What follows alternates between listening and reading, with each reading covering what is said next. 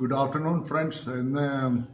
Bank Nifty is dragging. That is mainly because of HDFC Bank.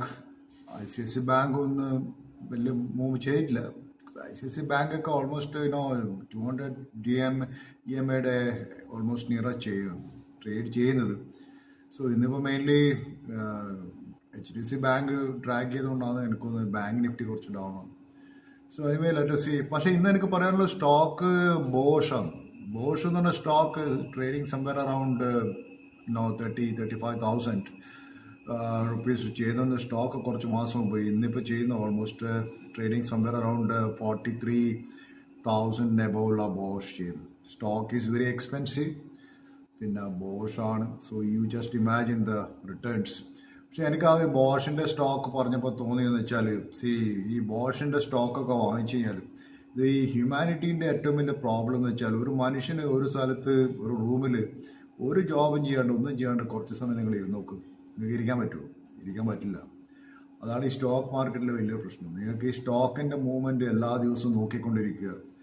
എല്ലാ ദിവസവും every day ഞാൻ വാങ്ങിച്ച stock move ചെയ്യുന്നു നോക്കിക്കൊണ്ടിരിക്കുക എന്ന് വെച്ചാൽ.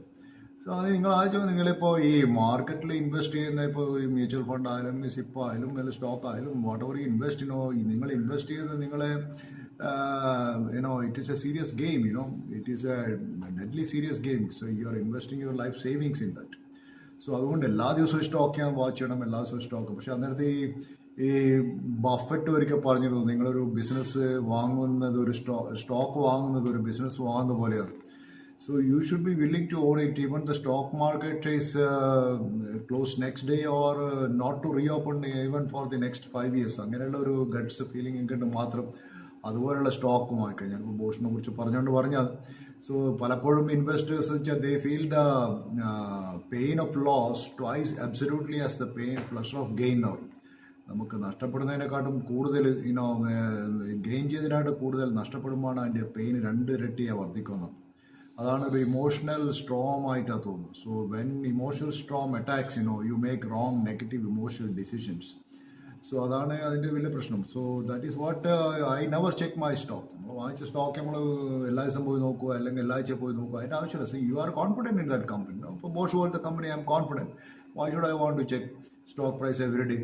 ഈ സംഭവം അത് വലിയൊരു പ്രശ്നമാണ്. ഈ മാർക്കറ്റിൽ നിങ്ങൾ പോകാമെങ്കിൽ ഇപ്പോൾ നിങ്ങളൊരു സൂപ്പർ മാർക്കറ്റ് പോകാമല്ലോ അല്ലെങ്കിൽ മാളിൽ പോകാമല്ലോ. So what everybody wants to sell you something.